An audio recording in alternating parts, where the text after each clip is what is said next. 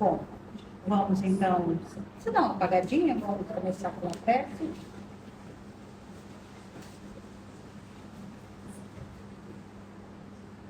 Jesus amigo, neste momento, rogamos para que renove nossas esperanças, para que a cada dia estejamos mais fortalecidos no teu amor, na tua bondade, compreensão.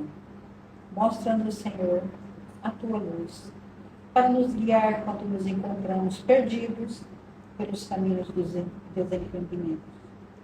Abençoa os nossos passos, inspira-nos o entendimento, envolva-nos com teu amor, permitindo a presença de nossos mentores e benfeitores espirituais que nos auxiliem a compreendermos os ensinamentos da lição de hoje e, principalmente, para nos auxiliarem a aplicá-los em nosso dia a dia.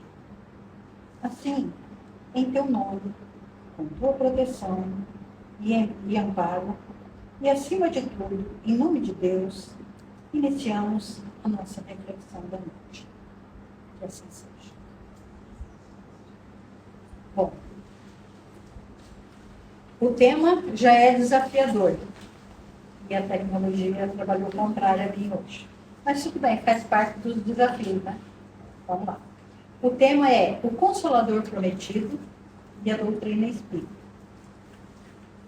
Bom, eu gostaria de mostrar o texto para vocês, mas está lá em João 14, 15 e 26. Se me amais, guardai os meus mandamentos. Eu rogarei a meu Pai, e ele vos enviará outro Consolador, a fim de que fique eternamente convosco. Vos ensinará todas as coisas e vos fará recordar tudo o que vos tenho dito. Bom, ele diz, enviará outro Consolador. Isso, então, já dá a entender a gente que ele era um Consolador, ele estava voltando para o Pai e enviaria outro. A segunda coisa, a fim de que fique eternamente convosco. Eternamente convosco já dá uma dica para a gente que não é uma pessoa. A pessoa não vai ficar eternamente. Então, o que será esse Consolador? Que não é uma pessoa. Tem um outro texto, porque na época de Jesus, João Evangelista é quem mais escreveu. Tanto é que ele era o João o Evangelista. Os evangelhos dele são os mais completos, mais espiritualizados, e ele nos diz que naquela época, o Antigo Testamento foi em hebraico, mas o Novo Testamento se usou o grego, mas não o grego, vamos dizer assim, o grego clássico, era um grego mais simples, mais falado. Então, nesse texto ele diz assim, eu vos tenho dito estas coisas enquanto permaneço convosco.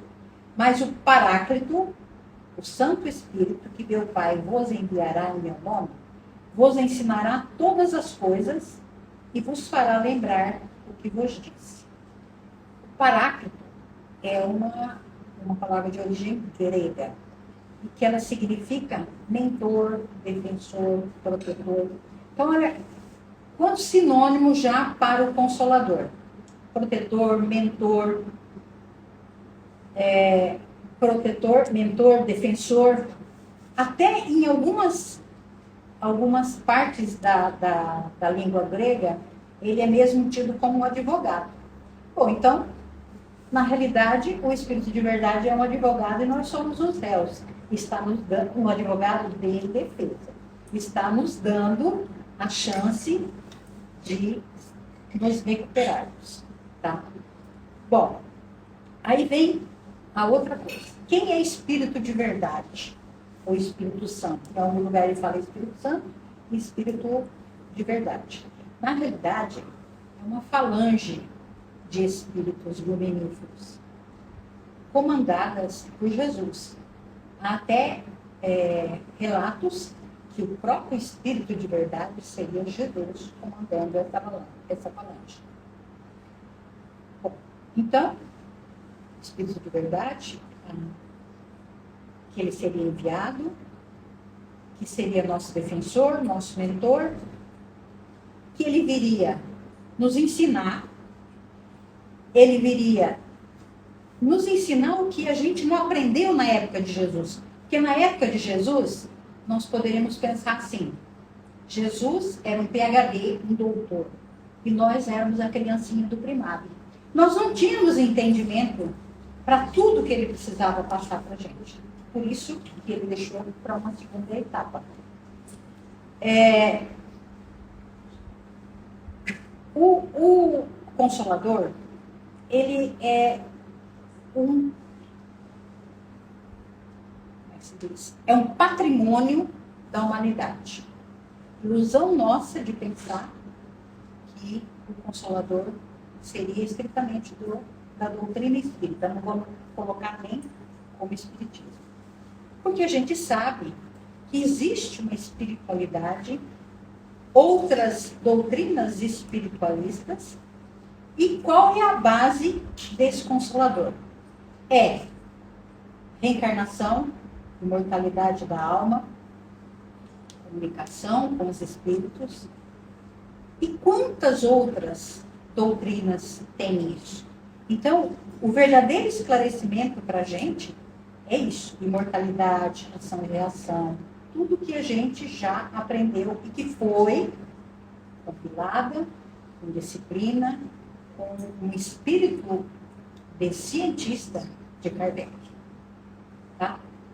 Bom, o que ele diz? Ele diz que ele viria procurar lembrar-nos o que Jesus ensinou. Então, realmente, o Evangelho segundo o Espiritismo, ele vem esclarecendo várias passagens do Evangelho que nós não tínhamos compreensão naquela época. Ele veio também ensinar as coisas que o Evangelho daquela época não pôde ensinar, e Jesus, adequadamente. Por exemplo, não é novidade nenhuma que reencarnação, que imortalidade da alma já era sabido naquela época. Se a gente lembrar a passagem de Nicodemos, Nicodemos era um homem razoavelmente culto, estudado, e quando Jesus disse a ele que para ver o reino do céu teria que nascer outra vez, ele foi embora encabulado.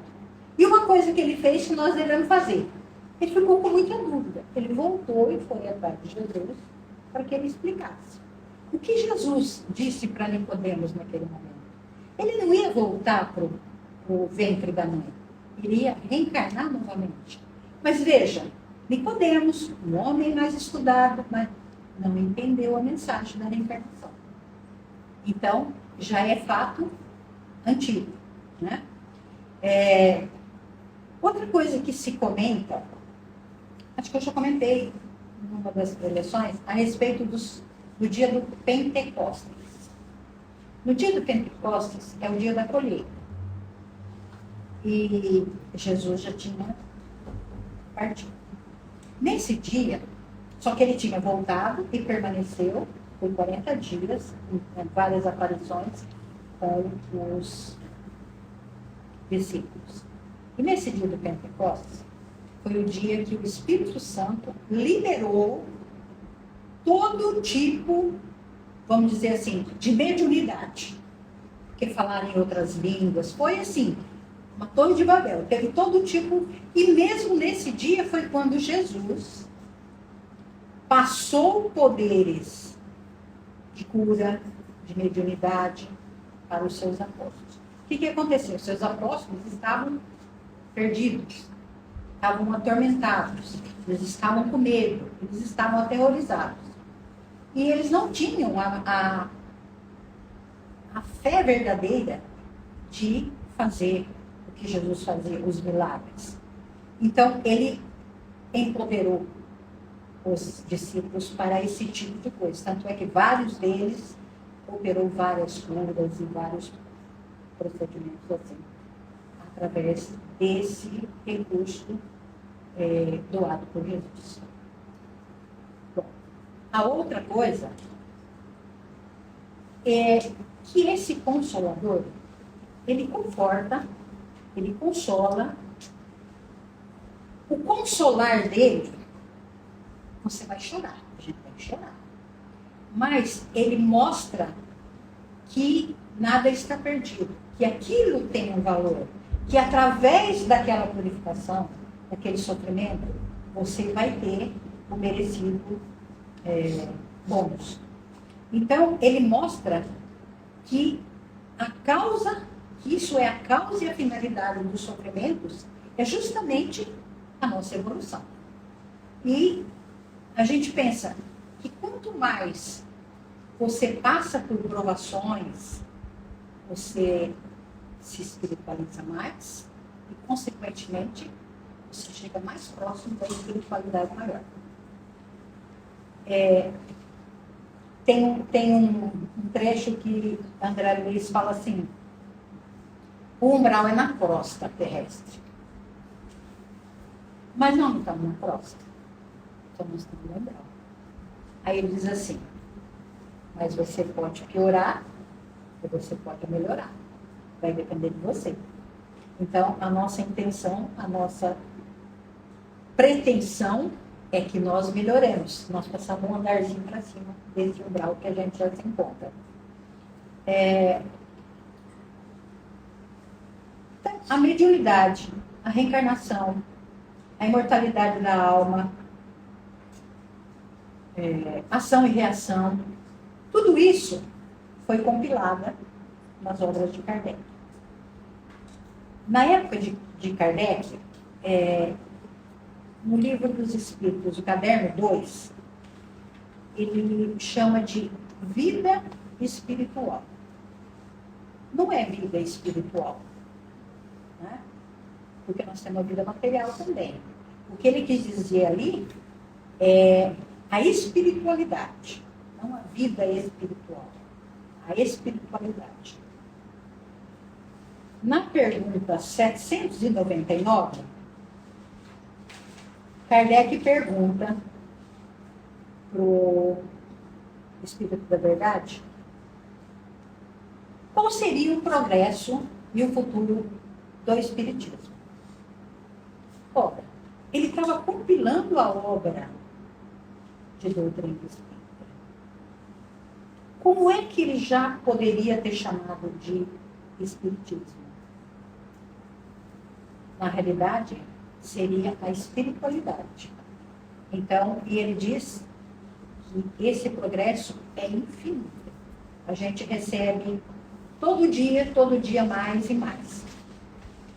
A gente sabe também que antes de chegar esse Consolador, da época de Jesus, veio acontecendo as deturpações por conta de doutrinas. Nós entramos numa fase um tanto quanto negra. Nós tivemos a Inquisição, nós tivemos a queima às bruxas. O que eram as bruxas? Eram médiuns. Joana d'Arc eram médiuns. Queimaram as bruxas.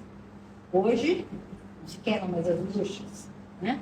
Hoje, a gente tem a mediunidade sendo desenvolvida, sendo trabalhada de uma forma bastante aberta. Só que o mundo, nesse espaço, ele teve essas atrocidades, mas, ao mesmo tempo, ele teve um desenvolvimento da ciência. E a gente sabe que o tripé da doutrina é ciência, filosofia e religião. Isso foi favorável para quando fosse acontecer a manifestação do Cristo Consolador, a ciência iria apoiar, a ciência iria confirmar muitas coisas. Hoje a gente sabe que nós no mundo de um modo geral, estamos mais voltados para o materialismo. A gente está pouco espiritual e muito material. E aí o que a gente vê nesse mundo hoje? A gente vê depressão, suicídio, crianças com 8 anos tomando ansiolíticos. A gente via o suicídio, a incidência de 25 a 35 anos, Hoje nós temos a incidência em 12, 13, 14 anos. E tem até caso relatado no Japão com 8 anos.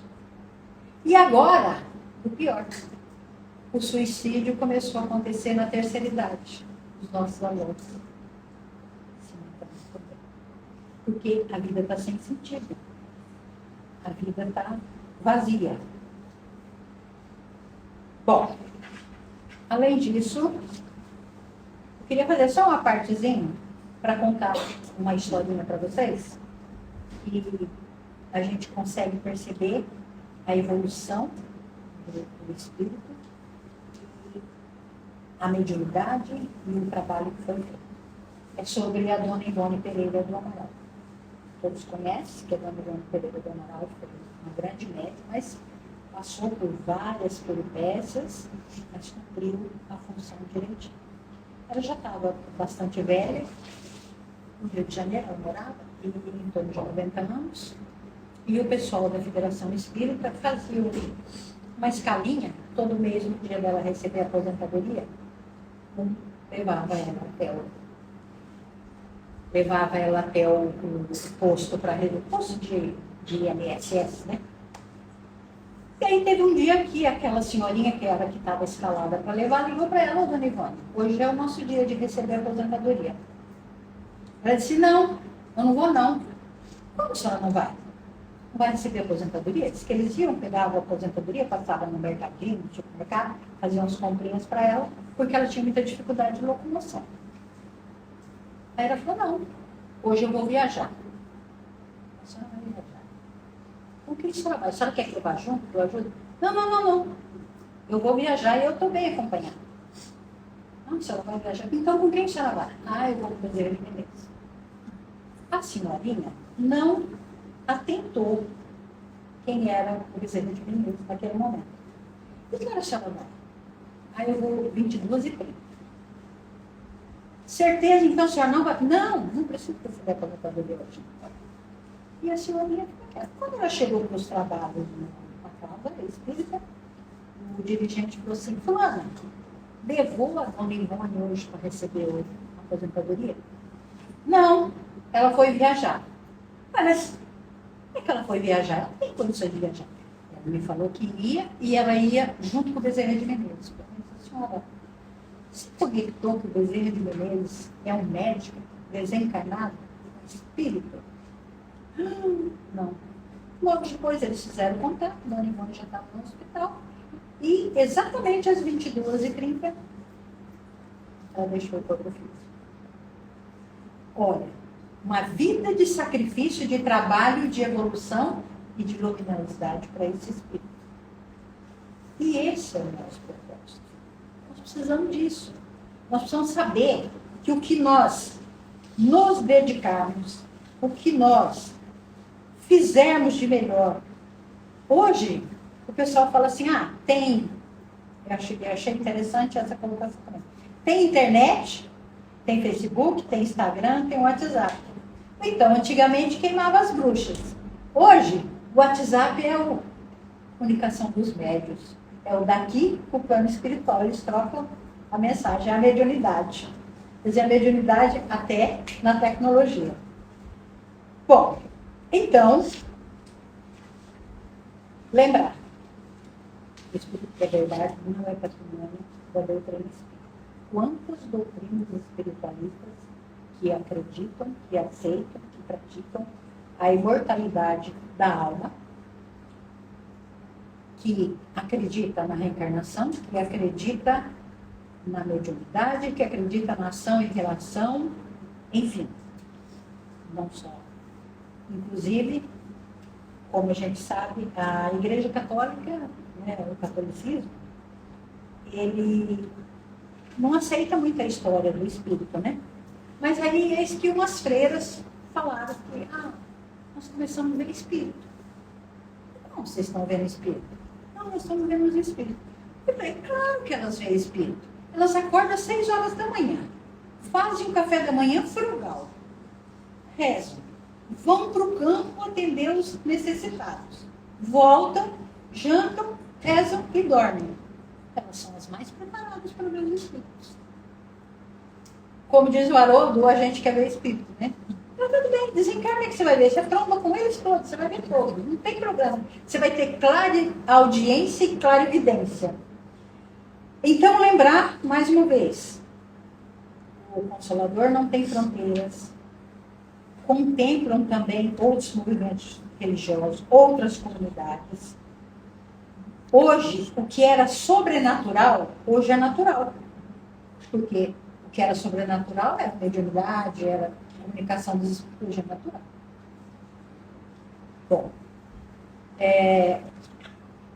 o que a doutrina espírita compilada por Kardec fez a respeito do Consolador prometido? Ela destacou-se como forte razão das distorções premeditadas que a mensagem evangélica sofreu ao longo dos tempos. Foi, não foi? E a outra colocação. Cumpre-se assim a promessa do Mestre. Por meio de um imenso processo de amadurecimento espiritual do homem, nós estamos aptos a receber o Consolador prometido. Bom, era mais ou menos isso. Desculpem, me deu uma balançada pelo fato da minha tecnologia não funcionar, mas a mensagem era essa. Obrigada a todos. E vamos, então,